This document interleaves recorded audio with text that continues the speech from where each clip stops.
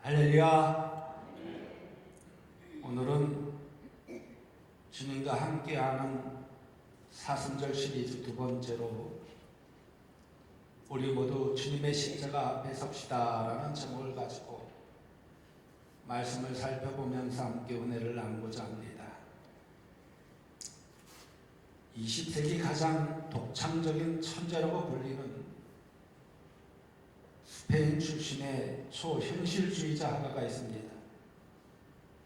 살바도르 달리입니다. 이 살바도르 달리가 1954년에 그린 십자가 처형이라는 제목의 아주 독특한 유화작품이 있습니다. 한번 보여주시죠. 미국 뉴욕의 메트로폴리탄 미술관에 수장되어 있는 이 그림은 예수님의 십자가 처형을 비전통적이고 최현실주의적인 것으로 묘사하고 있습니다. 전통적으로 예수님의 십자가는 보통 나무 십자가입니다. 그런데 여기서는 하이퍼 큐브 십자가로 되어 있습니다.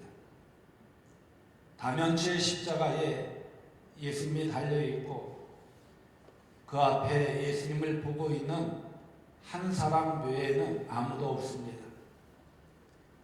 더군다나 예수님의 얼굴은 뒤로 젖혀져서 알아볼 수가 없습니다. 그리고 대부분의 성화에서 나타나는 것처럼 예수님의 몸에는 채찍에 맞은 상처가 하나도 보이지 않습니다. 그리고 이 그림에서 아주 특별한 것은 십자가 앞에 서 있는 사람의 정체입니다. 화가인 살바도르 달리는 십자가 앞에 성모 마리아나 막달라 마리아 대신에 자신의 아내 갈라를 그렸다고 하는데 사람들은 그를 그의 아내가 아닌 가룟 유다라고 해석을 하고 있습니다. 바로 그 이유는 십자가 앞에 서 있는 사람이 어깨에 두른 노란 옷 때문입니다. 전통적으로 이 노란 옷은요, 배신을 상징하고 있습니다. 성화에서 가룟 유다를 표현할 때 바로 이 노란색을 사용했기 때문입니다. 그런데 레오나르도 다빈치가 그린 최후의 만찬에서는 이 성화에 종종 가룟 유다가 등장하지만 예수님의 십자가 그림에서 이 가룟 유다가 등장하는 경우는 거의 없습니다. 왜냐하면 예수님을 배신한 가룟 유다는 예수님께서 재판 과정에서 유죄 판결을 받은 것을 보고 자신의 잘못을 뉘우치고 스스로 목매어 죽었기 때문입니다. 그래서 예수님께서 십자가에 처형당하시기 전에 가룟 유다는 먼저 스스로 목숨을 끊었기 때문에 시간적으로는 예수님의 골고다에 가룟 유다가 등장할 수 없었습니다. 그런데 화가는 배신자 가룟 유다를 예수님의 십자가 앞으로 끌고 와서 십자가 앞에 세워놓았습니다. 그리고 십자가에 못 박히신 예수님과 가룟 유다 사이에는 우주도 멈추게 할 것과 같은 침묵만 존재하도록 그려놓았습니다. 여러분, 그렇다면 왜 화가는 가룟 유다를 십자가 앞에 끌어다 놓았을까요? 이 그림을 해석하는 평론가들 중에는요, 가룟 유다를 비굴하고 스승을 배신한 사악한 죄인이 아니라 십자가의 예수님과 당당하게 독대하고 있는 제자로서의 유다로 재해석하고 있습니다. 비록 스승을 배신하였지만 제자로서 십자가에 달리신 예수님을 경이롭게 바라보았다는 것입니다.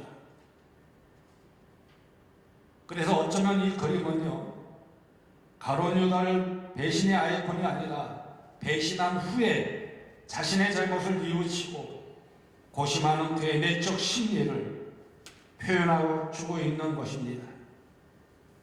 아무리 스승을 배신한 가룟 유다라고 하더라도 배신당하여 십자가에 처형되신 예수님과 독대할 수밖에 없는 존재. 어쩌면 그것이 바로 우리 인간이라는 뜻입니다. 여러분, 예수님의 이야기에서요, 가룟 유다는 결코 빠질 수 없는 존재입니다.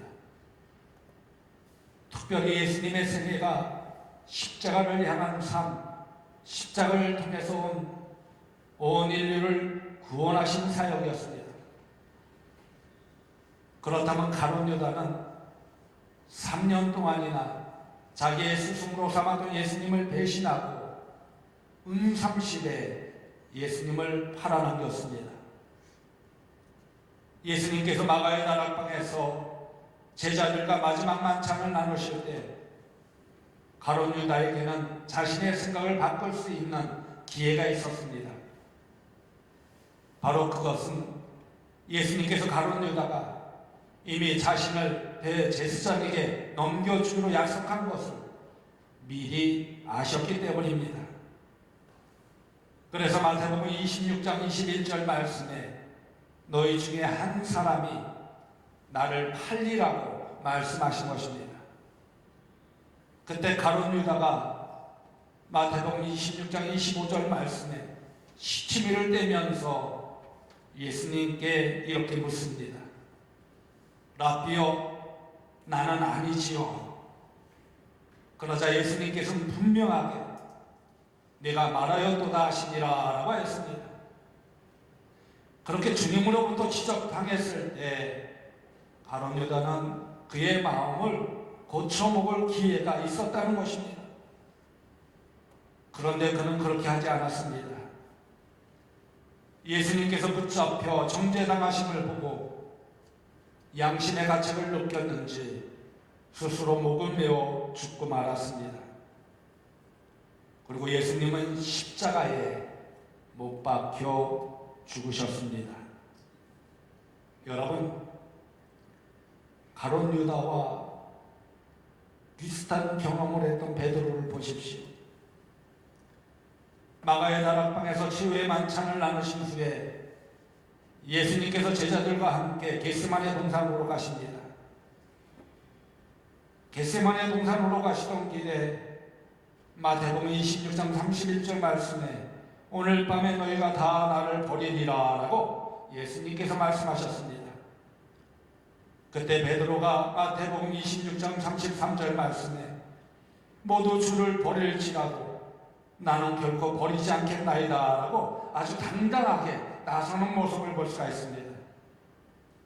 이때 예수님께서 오늘 밤 다 울기 전에 내가 3번 나를 부인하리라 라고 말씀하십니다.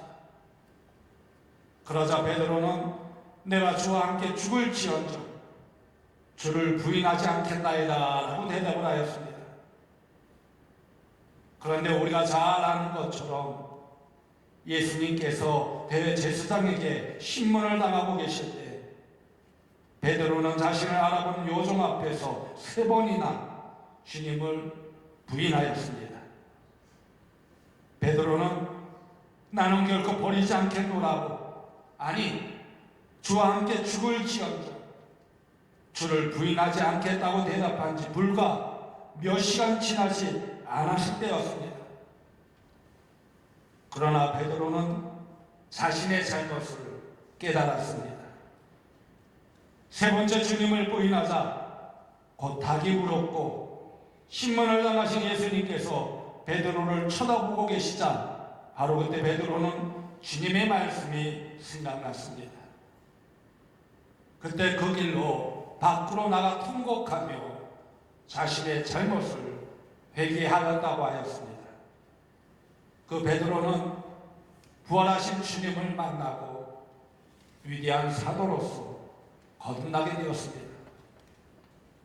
여러분, 스승을 배신한 가룟 유다, 그리고 재판장에서 요종의 물음에 자신이 예수님과 아무 상관이 없다고 부인했던 베드로, 분명히 이 둘은요, 지난 3년 동안 예수님의 제자로서 함께했습니다. 그리고 똑같이 예수님을 배신하였습니다. 그러나 이 둘의 차이는 너무나도 분명합니다. 베드로는 예수님께서 골고다 언덕에서 십자가에 못 박혀 죽으실 때에 그 자리에 없었습니다. 가룟 유다도 마찬가지였습니다. 그래서 성화들 중에 예수님이 십자가에 못 박히신 장면을 묘사한 그림 중에 베드로와 가룟 유다는 거의 동정하지 않습니다. 그런데 십자가 앞에 베드로를 세워놓으면 우리에게 전혀 낯설지가 않을 것입니다. 비록 예수님이 십자가에 달리신 그 자리에 베드로는 없었지만 그는 그 십자가의 의미를 너무나도 잘 알고 있었기 때문입니다. 베드로전서 2장 24절 말씀에 보면요, 친히 나무에 달려 그 몸으로 우리 죄를 담당하셨으니 이는 우리로 죄에 대하여 죽고 위에 대하여 살게 하려 하심이라 라고 했습니다. 그리고 우리가 잘 아는 것처럼 베드로는 로마에서 십자가에 거꾸로 매달려서 순교를 당했습니다. 그러므로 베드로는 예수님의 십자가 의미를 너무나도 잘 아는 사람이었습니다. 그래서 베드로를 굳이 십자가 앞에 소환하지 않았다고 학자들이 이야기하고 있습니다. 그런데 가룟 유다는요, 다릅니다. 그는 십자가 앞에 서본 경험이 전혀 없습니다. 아니, 예수님의 십자가가 무엇을 의미하는지 알지 못했습니다. 바로 그것을 알지도 못하고 스스로 목숨을 끊어버렸기 때문입니다. 그런 가룟 유다를 십자가 앞에 소환하여 세워놓는다고 하는 것은 참으로 의미 있는 것입니다. 바로 그것은 십자가 앞에 선 그 가룟 유다의 모습이 때로는 우리 자신의 모습으로 읽혀지기 때문입니다. 아니, 우리 인간 가운데 어느 누구도 이 십자가 앞에 서지 않아도 되는 존재는 아무도 없다라는 것을 이야기하여 주고 있는 것입니다. 오늘 본문 말씀의 저자 사도 바울을 보십시오. 사도 바울도요, 그 십자가 앞에 선 사람이었습니다. 사도 바울은 예수님의 십자가를 직접 본 사람은 아닙니다. 그 예수님의 십자가가 무엇을 의미하는지 전혀 알지 못했습니다. 그래서 그는 십자가에 못 박혀 죽은 예수님을 따르는 무리들을 무척이나 혐오했습니다. 신명기 21장 23절 말씀을 보면요, 나무에 달린 자는 하나님께 저주를 받았음이니라 라고 했습니다. 그래서 사도 바울은 이 율법의 말씀처럼 십자가에 달려 죽으신 예수님은 하나님께 저주를 받은 자라고 생각을 하였습니다. 그리고 하나님께 저주받아 죽은 예수님을 하나님의 아들이라고 믿고 따르는 사람들은 하나님을 모독하는 자들이라고 여겼습니다. 그런데 십자가에 달려 죽으신 예수님께서 자신에게 나타나셨습니다. 다메섹으로 가던 길에 그는 죽으셨다가 다시 살아나신 예수님을 만난 것입니다. 그리고는 그의 삶이 180도로 달라지는 모습을 볼 수가 있습니다. 그는 예수님의 십자가를 다시 생각하였습니다. 예수님의 십자가를 앞에 놓고 아주 깊이 묵상했습니다. 저주받아 십자가에 죽으신 예수가 어떻게 부활할 수 있었을까? 그렇다면 십자가는 과연 무엇일까?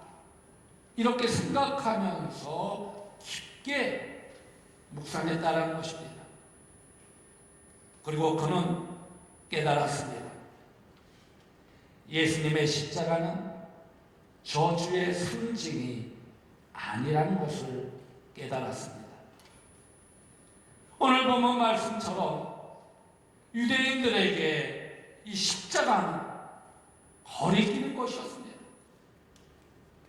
말씀드린 것처럼 나무에 달려 죽은 자는 하나님께 저주받은 자라고 생각하였던 것입니다. 그래서 십자가에 죽으신 예수님을 하나님의 아들 메시아로 인정할 수가 없었던 것입니다. 이처럼 십자가는요, 그들에게 저주와 수치의 상징일 뿐이었습니다. 바로 이것은 사도 바울 자신의 생각이기도 하였습니다. 유대인들뿐만 아니라 이방인들에게도 마찬가지였습니다. 이방인들에게 십자가는 어리석음이었습니다.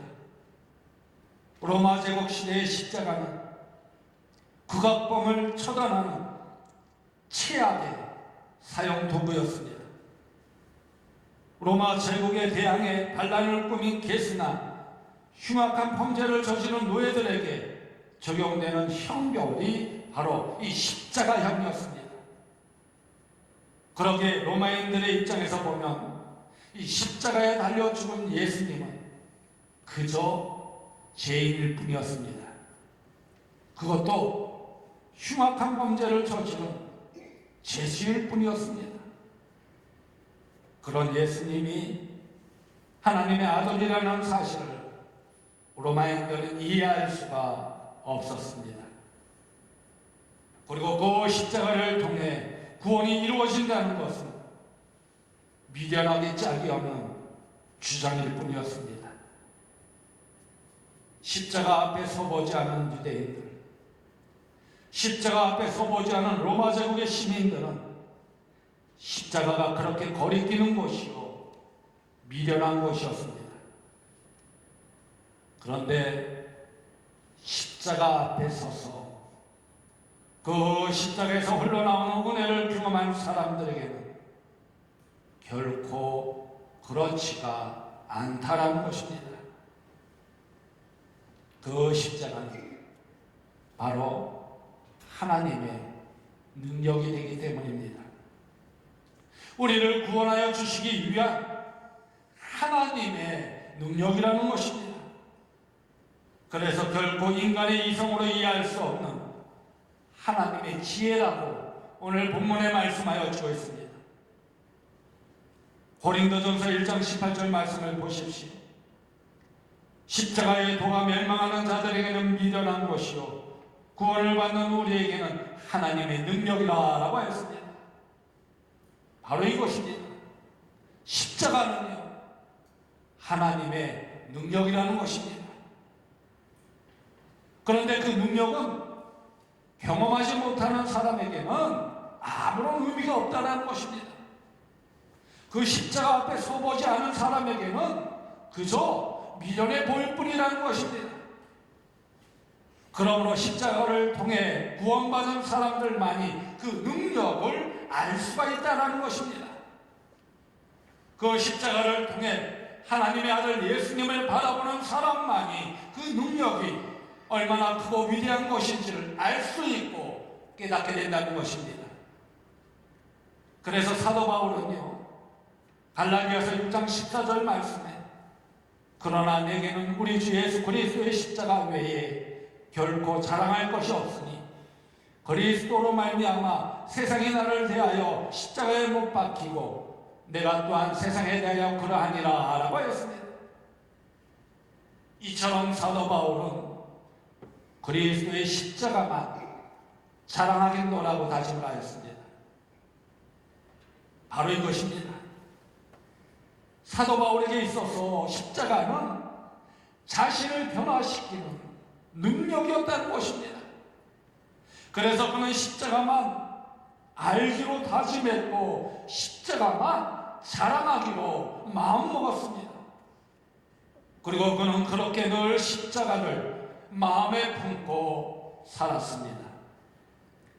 그가 십자가를 자랑하고 사랑하며 마음에 품고 살았다는 것은 늘 자신을 십자가 앞에 세워놓았기 때문입니다. 이처럼 사도 바울은요, 늘 십자가 앞에 서 있었습니다. 살바도르 달리가 가룟 유다를 십자가 앞에 끌어다 놓은 것처럼 사도 바울은 자신을 십자가 앞에 끌어다 놓고 십자가만 바라보며 살았다는 것입니다. 그랬을 때 그는 자신에게 주어진 사명의 길을 끝까지 달려갈 수 있게 되었습니다. 여러분, 우리도 마찬가지입니다. 우리가 믿음의 사람으로 예수 그리스도의 제자로 산다는 것은요, 우리를 십자가 앞에 세워놓는 것입니다. 십자가 앞에서 십자가와 마주서는 것입니다. 다시 말해, 우리는 모두 십자가 앞에 서야 할 사람이라는 것입니다. 십자가의 은혜가 아니면 구원받을 수 없는 존재라는 것입니다. 하나님께서 베푸시는 은혜가 아니면 살아갈 수 없는 존재라는 것입니다. 우리가 아무리 못났고 제약토성이라 하더라도 이처럼 십자가 앞에 서기만 하면요, 하나님께서 우리의 죄를 용서해 주신다는 것입니다. 여러분, 원수라고 할지라도 하나님께서는 용서하라고 그랬잖아요. 십자가 앞에 서게 되면 용서하지 않을 수가 없다라는 것입니다. 생각해 보세요. 우리 주님께서는, 우리 예수님께서는 우리의 죄를 위해서 십자가에서 고통을 당하셨습니다. 죽임을 당하셨습니다. 그런데 그깟 원수 용서하지 않을 수 없다. 우리의 죄를 위해 고통을 당하신 예수님을 생각할 때 용서하지 않을 수 없다는 거예요. 그러게 우리는 항상 주님의 십자가 앞에 서야만 한다는 것입니다. 오늘 본문의 사도 바울을 보십시오. 사도 바울은 십자가 앞에서 자신이 비방자였고 박해자였고 폭행자였음을 발견했습니다. 그것으로 끝났다면 그는 양심의 가책 때문에 가룟 유다처럼 스스로 목숨을 끊어야 할 존재였습니다. 그러나 그는 십자가 앞에서 그런 자신을 용서하시고 사랑하여 주신 하나님의 사랑을 깨달았습니다. 이처럼 십자가는요, 하나님의 사랑이라는 것입니다. 교회를 박해하던 청년 사울을 용서하신 하나님의 사랑이 바로 십자가에서 보여주신 사랑이라는 것입니다. 여러분, 그런 사랑이 오늘 여러분에게 흘러 들어가기를 간절히 소망합니다. 우리가 십자가 앞에 서면 하나님께서 우리를 사랑하시고 용서하여 주시는 것입니다. 우리가 아무리 깊은 죄악에 빠져 있더라도 우리를 사랑하시고 용서하여 주신다는 것입니다. 우리가 아무리 실패하여 일어설 힘조차 없을지라도 우리가 십자가 앞에 서기만 하면 용서하시는 힘과 용기를 주시는 하나님의 음성을 들을 수가 있다는 것입니다. 내가 너를 사랑하노라 라고 말씀하시는 주님의 음성을 듣게 된다는 것입니다. 어제 우리 부목사님과 함께 한겨울 눈이 많이 와서 우리 소나무들이 처진 게 있어요. 내려앉아가지고 그늘을 쥐고 보기에도 안 좋고, 또 개나리도 앞에 너무 가지들이 우거져가지고 이 도로에서 볼 때 교회가 잘 안 보여요. 또 들어오는 입구에도 화단이 너무나 지저분하고, 그래서 저 부목사님하고 아침 일찍 이제 화단 정리, 나무 가지치기 작업을 쭉 했어요. 식당과 앞에 있는 아주 큰 소나무가 있죠. 그 소나무가 완전히 쓰러져가지고 바닥까지, 그러니까 그늘이 기는 거예요. 그러니까 밑에 있는 학생들이 살아나지도 못하고. 그래서 좀 소나무를 좀 베어야 되겠다 싶어가지고 전기톱을 가지고 이제 그 소나무를 베는데, 그 소나무가 떨어지면서 전기톱을 탁 건드려가지고 이 검지손을 쭉 타고 장갑에 타고 들어가요.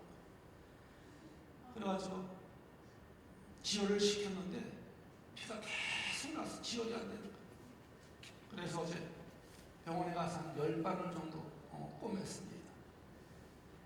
마취를 하고 꼬매는데요, 꼬맬 때는 뭐 그렇게 아프지 않잖아요. 또 마취를 했으니까 땡땡하고 그러니까 뭐 아프지 않잖아요. 저녁 때 됐는데요, 얼마나 수시고 아프면서 잠을 잘 수가 없는 거예요. 일어나서 곰곰이 생각을 하면서, 맞아, 주님께서 나를 통해 주님의 십자가를 생각하게 하시는구나. 우리 주님께서는 우리의 죄를 위하여 십자가에서 고통을 하시는 거예요. 나는 그 손가락 나가서 10발을 꼬매고 가죠. 이렇게 고통스러워하다.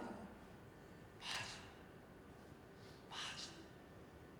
그래서 제가 다시 일어나서 눈물로, 하나님 감사합니다. 사순절 기간에 주님의 십자가를 발견하게 하여 주셔서 감사합니다. 제가 오히려 감사의 기도를 드렸어요. 그러고 나더니 쓰시고 아픈 것도 아픔으로 여기지 않더라고요. 감사하게 되더라고요. 우리가 살아가는 데 있어서 많은 어려움이 있습니다. 고통이 있습니다. 사업의 실패로 인해서, 건강의 문제로 인해서 많은 어려움들을 당하게 됩니다. 그때 우리 하나님께서 뭐라 그러느냐? 강하고 담대하라. 두려워하지 말며 놀라지 말라. 이렇게 말씀하시는 거예요. 어디 앞에 설 때? 주님의 십자가 앞에 설 때, 주님이 행하신 고난을 떠오르게 하면서 우리에게 힘을 주신다는 것입니다. 내가 너와 함께 하노라, 이 음성을 듣게 된다는 것입니다.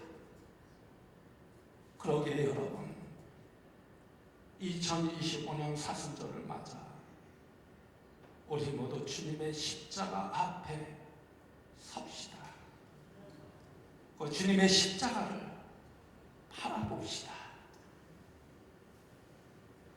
주님의 십자가 앞에 설 때 아무리 힘들고 어렵더라도 주님께서 우리에게 용기를 주시며 하나님의 사랑을 깨닫게 하여 주신다는 것입니다. 다시 일어설 수 있는 믿음의 길을 달려갈 수 있도록 인도하여 주신다는 것입니다. 그러므로 십자가는요, 나를 보호하는 거울이라고 생각을 합니다. 동시에 그 십자가는 하나님의 사랑이라는 것입니다. 그 사랑 안에서 주님과 함께 2025년 사순절을 보내는 여러분이 되어지기를 주님의 이름으로 간곡히 축원드립니다.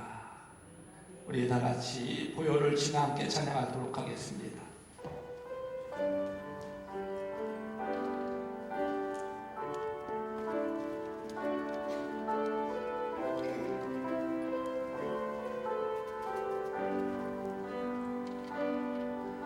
보혈을 지나 하나님 품으로, 보혈을 지나 아버지 품으로, 보혈을 지나 하나님 품으로 한 걸음씩 나가네. 보혈을 지나, 보혈을 지나 하나님 품으로, 보혈을 지나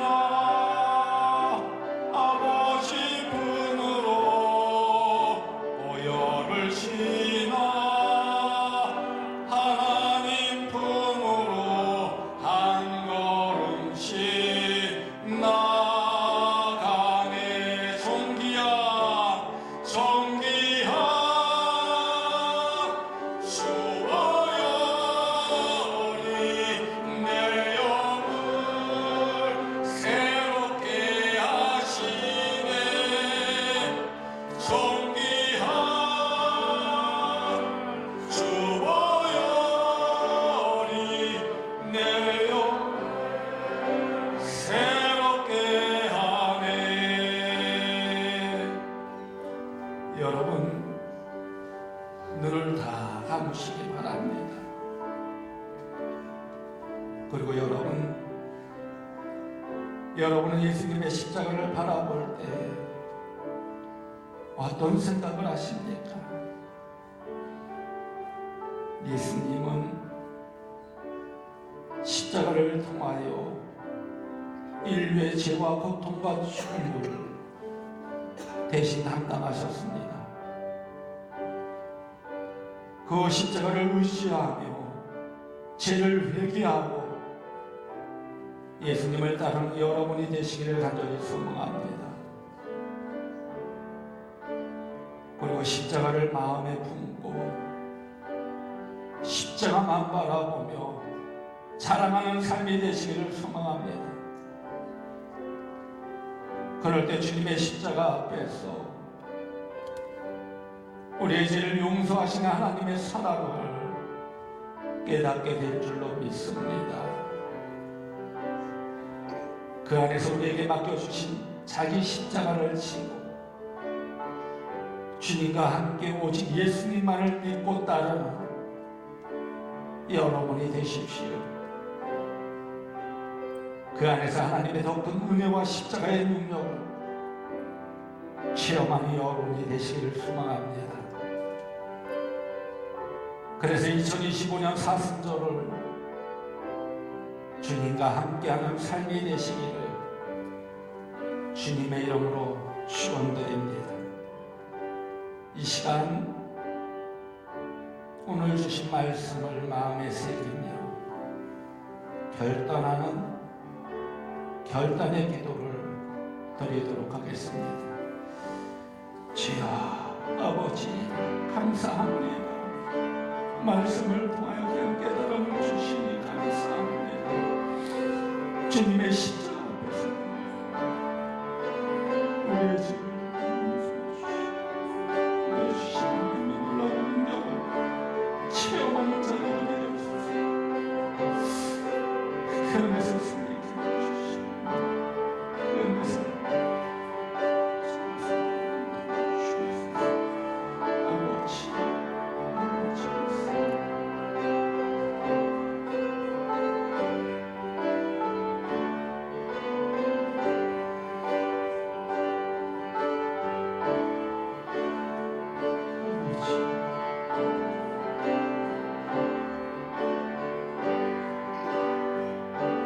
우리를 죄에서 구원하시기 위해 예수님을 이 땅에 보내주신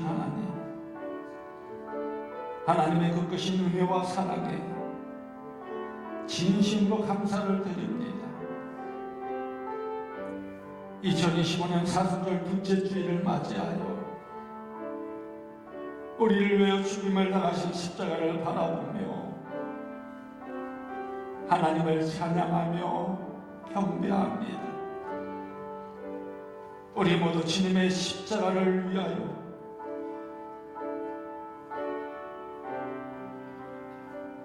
앞장서게 하여 주시며 십자가 앞에 서서 그 십자가에서 흘러나오는 은혜를 경험하게 하여 주옵소서. 주님의 십자가를 의지하며 죄를 회개하는 가운데 예수님을 따르는 삶이 되게 하여 주옵소서. 그 안에서 구원의 감격을 체험하며 하나님의 충성된 자녀로 쓰임받게 하여 주옵소서. 그래서 성령의 능력으로 십자가 복음을 이웃에게 전하는 삶을 살게 하여 주옵소서. 그리고 성령의 권능으로 어떤 상황 속에서도 강하고 담대하게 십자가의 능력을 선포하는 삶이 되게 하여 주옵소서. 그 안에서 하나님의 임재를 경험하며 항상 우리와 동행하여 주시는, 우리를 만나 주시는 주님의 놀라운 십자가의 능력과 역사를 체험하며 하나님께 영광 돌리게 하여 주옵소서. 예수님의 이름으로 감사하며 축복하며 기도드리옵나이다. 아멘.